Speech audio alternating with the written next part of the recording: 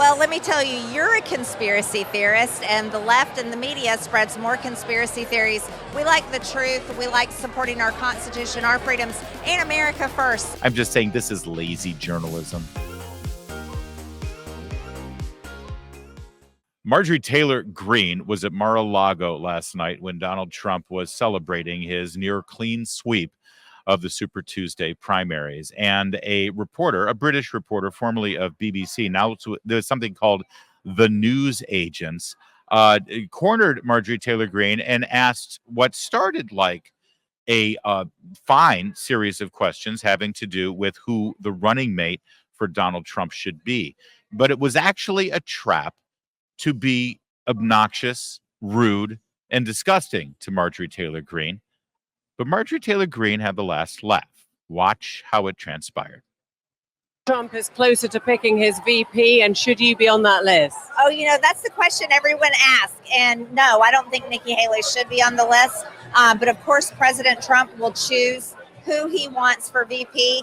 Would you like to be on that list? He's got a long list. I support President Trump in any way he'd ask me. But I can assure you it won't be Nikki Haley. And can you tell me why so many people that support Donald Trump love conspiracy theories, including yourself? He seems to attract lots of conspiracy theorists. Well, let me tell you, you're a conspiracy theorist, and the left and the media spreads more conspiracy theories. We like the truth. We like supporting our Constitution, our freedoms, and America first. So, what about Jewish space lasers? Tell us about Jewish space lasers. No, why don't you go talk about Jewish space lasers? And really, why don't you off? How about that? Thanks. Thank you. Okay.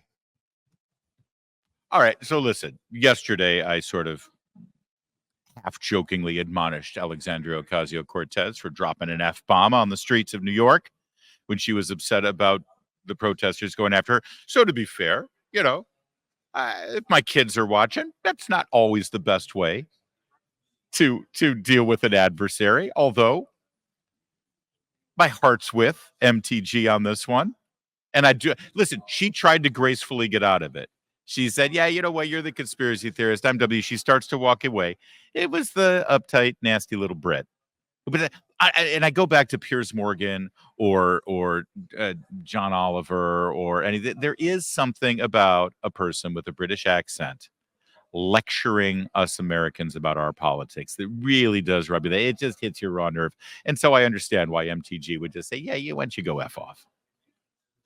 Now, of course, she's being criticized. She's being attacked. That's a breach of decorum. You shouldn't do such a thing. That is awful. That is terrible. That's not how you should talk to a member of the media. This is a war on the First Amendment. This is outrageous. Well, let's just be clear. Challenging Marjorie Taylor Greene and talking about conspiracy theories and Jewish space lasers, which is, what is this? That was 4 years ago, that story. She's already talked about it. She's already explained it. She's already moved on from there. So, of course, all you want to do is keep, trust me. I think that there's plenty to talk to Rashida Tlaib and Ilhan Omar and AOC about things that they've done and said in their past. And I'm not even comparing them. I'm just saying this is lazy journalism. If you are attacking Marjorie Taylor Greene with a relentless Jewish space laser line of questioning, you're asking for a response like that. The only reason you're asking that is because you want to get a rise out of her, that you want some sort of viral moment that this Brit certainly got. Does that bother me? Listen, again, I would prefer that everybody sort of keep the clean language if possible. If you're a congressman, a congresswoman, I still sort of enjoy the fact that there is a sense of decorum. Look, I'm on Capitol Hill right now, and it's cool. You got columns, you got chandeliers, you got, American institutions, and I appreciate that. I do. But you know what bothers me even more? You know what bothers me more than Marjorie Taylor Greene giving back exactly what she's getting from a reporter? What bothers me even more is when our paid employee, the spokesperson for the White House, Karine Jean-Pierre, acts atrociously to a reporter for asking a completely serious and reasonable question. Nobody believes that the Jewish space laser question was serious or meant to actually have a elicit a response of any kind of normalcy with regard to something that matters to the American people. But yesterday in the press briefing, a reporter did ask something that matters. He asked a question about how Joe Biden seems incredibly reliant on note cards when he's doing a public appearance. Why is that? That is a reasonable question, and it goes to something that most Americans care about, and that is whether their president has any kind of mental competency. Also seems relevant after the Her report that said he doesn't. So watch how Karine Jean-Pierre handled, again, a serious, reasonable question from a reporter. If I may, the president, I noticed, had note cards at the border when he was doing his briefing there. He also had note cards last Friday with the Italian prime minister. Why does the president rely so heavily on note cards? You're upset because the president has note cards? You're asking me a question about the president having note cards? I'm asking why. The president who has had probably one of the most successful first 3 years of an administration than any modern day president. He's done more in the first 3 years than most presidents who had 2 terms. You're asking me about note cards? Wait, I'm not speaking to you right now, James. I'm talking to your friend over here, Ed. So thank you so much. But thank you so much for interjecting. Go ahead, Ed. I was just asking why he relies so heavily on note cards. I think what's important here and what the American people care about is how this president is delivering for them. And that's what he's doing. And that's what's the most important thing here. If I may. Wow. Yeah, so that's frankly a little bit more disconcerting. Did she drop an F-bomb? No. But the vile contempt that she had for a reporter for daring to ask, again, what is a completely reasonable and understandable question is frankly much more disconcerting and much more upsetting than Marjorie Taylor Greene at a party at Mar-a-Lago actually pushing back on a reporter who was being just an obnoxious, rude B-word, let's say. And to the reporter's point, I mean, take a look at when Joe Biden, we'll just play this while I talk to you. We don't have the audio on, and what's being said here doesn't matter. So here's the president. He's down in Brownsville. He's meeting with Border Patrol. And look at the note card. If you could make that out, let's make it as big as possible. That's just not a note card. There's paragraphs of information on there. He knows nothing. Look at how much data is on that card right there. And he's got multiple cards like that too, by the way. This is supposed to show Joe Biden on the top of his game and being the master of the border issue, right? And he can't walk through the room and get a presentation from police without studying literally everything that he's supposed to say. And this is not just a one-off. We see this all the time from this man, whether it's a one-on-one interview with the head of state, where he doesn't just glance down so he can remember a name or remember an issue. He reads directly from the card. It seems like a pretty normal thing to ask about why this president, unlike any other president that we've seen in modern times, has to have a note card with literally everything he's supposed to say and do. And that's how Karine Jean-Pierre responds. That's how the official spokesperson from the White House responds. Please. Marjorie Taylor Greene was nice to that contemptible reporter compared to what we just got. And by the way, she kept it up as usual with Peter Doocy, again, asking a relatively reasonable and pertinent question at the briefing. President Biden publicly addressed Laken Riley's murder, allegedly at the hands of an illegal immigrant who was released by law enforcement multiple times on Thursday night. I know he's got a statement, but what about at the State of the Union? Look, this is such a tragic story and obviously situation. This is someone's life that was lost. So I do want to always acknowledge and extend our deepest condolences to her family and to her friends and the people who loved her. And so want to always be sure to say that, and because it's so tragic. Look, I don't have anything to share about the president's speech as it relates to that particular question that you have.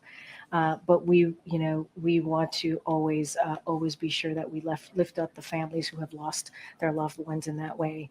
And I would reiterate, you just asked me about the Border Patrol chief. The president was just there with the current chief, Owens. The president went to the border, obviously Bronzeville, Texas, to lift up the importance of doing something at the border. Oh, he's been doing something at the border, all right. Lift up doing something at the border. I thought the president was there to brag about what a success his border policy has been. This needs to be broken. Now, we're going to watch this once again, and I'll give you some commentary as it goes, because there's so many things in this just 1 minute that's so contemptible. Not least of which sort of the attitude, as usual, from Karine Jean-Pierre, as she's sort of forced to address the issue of Laken Riley's murder. Let's start right here at this spot here where she starts answering Peter Ducey's question. And again, the question is, will the issue of Laken Riley be raised at the State of the Union? I know he's put out a written statement, but will he refer to it and mention it at the State of the Union? I do want, this is such a tragic story and obviously situation. This is someone's life that was lost. So I do. No, this is not someone's life that was lost. This is someone's life who was taken. This is someone's life who was robbed from her and from her parents and from her future husband and her future children. This is not someone's life that was lost. She didn't get into a car accident. She didn't contract cancer. Her life was robbed from her by someone who should have never been in this country and was only in this country because of this president's policies, and was allowed to stay in this country because of this president and his political party's policies. That is not a tragedy. That is an outrage. But they're treating this situation like it was, oh, what these horrible events that happen. What can you do other than just be really sad about it? So let's be really sad. And I guarantee you that Karine Jean-Pierre, before she went out, when they talked about what questions, because they do a whole, practice session before she comes out, and they brainstorm, the whole team there, about what questions she might be asked. And I assure you that she was told, if anyone, it'll probably be Ducey, asks you a question about Laken Riley, make sure you take some time to express your condolences and your deep sorrow for what happened. We don't want to come across as cold. In fact, she even gives away the story here in a moment, as you'll hear. Do want to always acknowledge and extend our deepest condolences to her family and to her friends and the people who loved her. And so want to always be sure to say that. And I want to always be sure to say that, right? In other words, if you naturally, compassionately, emotionally feel that in your heart, somebody raises the question about Laken Riley, and the horrible circumstances of her murder, you should just naturally express those condolences. You don't have to actually, literally say, well, I always want to be sure to say this. Just say it. The reason that she actually says, I want to be sure to say that, is because in her mind, she was saying, be sure to say this, be sure to say this, be sure to say this. This is all choreographed and pre-planned and written. And even then they get it wrong. A little bit more. Because it's so tragic. Look, I don't have anything to share about the president's speech as it relates to that particular question that you have. Yeah, you know why? Because what's he gonna say? Seriously, what's he gonna say about Laken Riley and that murder? You gonna try to blame that on Republicans? I mean, he's so audacious in his lies. He could, I guess, attempt to do that. But of course she doesn't have anything to say about whether Biden's going to mention this in his speech or not, because you imagine what the speechwriters would do. Hey, guys, we got to put a couple of lines in there about Laken Riley. Make sure it's good.